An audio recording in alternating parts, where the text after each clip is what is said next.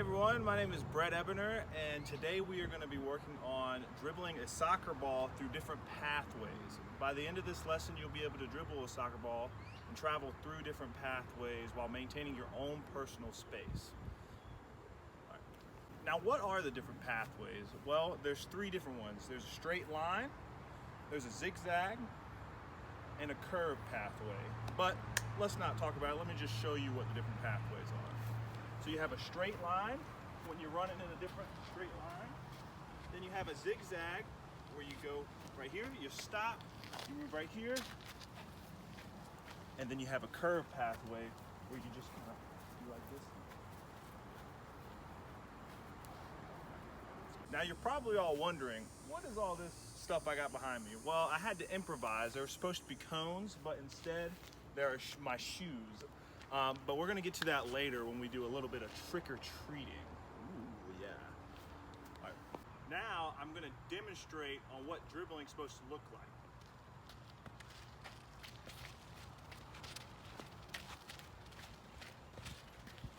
Notice how I'm keeping the ball under control in front of me. Before we get started though, we're gonna have to get a little warmed up. So we're gonna do this drill called toe tapping. In order to do this, all you have to do is put one foot on top of the ball and you just jump back and forth, alternating, toe tapping the ball. You do this for about 30 seconds.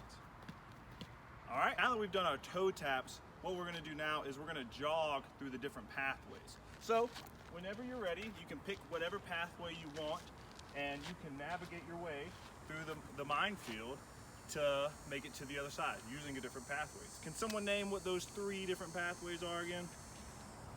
That's right. Straight, zigzag, and curve. You crushed it. Now what we're gonna do is we're gonna actually start dribbling a soccer ball. But in order to dribble a soccer ball, you have to know some of the little cues to make it a little easier. Whenever you're dribbling, you wanna make sure you keep your eyes up so you can see what's going on around you. Next thing you want to do is you want to make sure you have bent knees so that you can stay agile and ready to move. And then the third thing to remember is you want to use the inside of your foot in order to keep the soccer ball under you and under control. Now let's give it a try. We're going to try dribbling ourselves. See, notice how I'm keeping my eyes up and my knees bent so I can see where I'm going.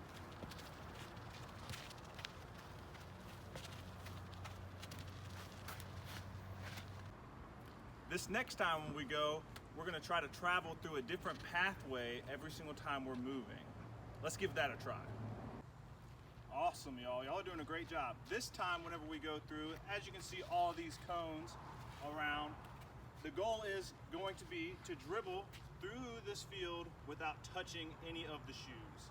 So let's see if we can do that.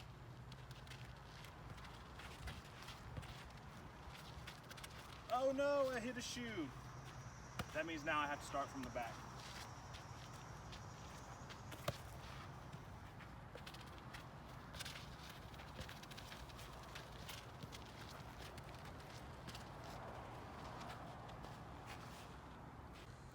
Remember how earlier I said that we might be going trick-or-treating today? Well, we are. So the next thing we're about to do is we're about to do a game. And the purpose of this game is you are gonna dribble to the different shoes and you're gonna try to pick up the shoes because the shoe is one candy. We're going for trick-or-treating and the goal by the end of the game is to have all the candy, of course. Who doesn't love candy, right? With that being said, let me show you how it's supposed to look like. You're gonna start dribbling, you come to a shoe, you pick it up, then you run to another shoe, and you pick it up, then you run to another shoe, and you pick it up. And the goal is to have all the shoes. And the person with the most shoes at the end of the game wins. Awesome job, everyone. We're gonna do that one more time, but before we do that, can someone remind me one of the cues for dribbling? That's right, eyes up, knees bent, and inside of the foot. Awesome, y'all.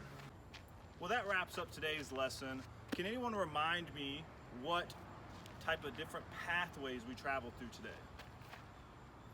You crushed it. Of course, it's straight, zigzag, and curve. We used those different pathways whenever we were traveling through the cones and whenever we were going to pick up the cones. And can anyone tell me how it felt whenever you were moving a little too fast with the ball? Yeah, I bet it was pretty hard to control the soccer ball. You want to make sure whenever you're dribbling that you're able to stay at a nice pace and where you can keep control of it the whole time. Next class, we're going to work on passing and receiving the ball. But before we end, we're going to have to pick up all these shoes. So on 3, I want everyone to say trick or treat with me. 1, 2, 3. Trick or treat!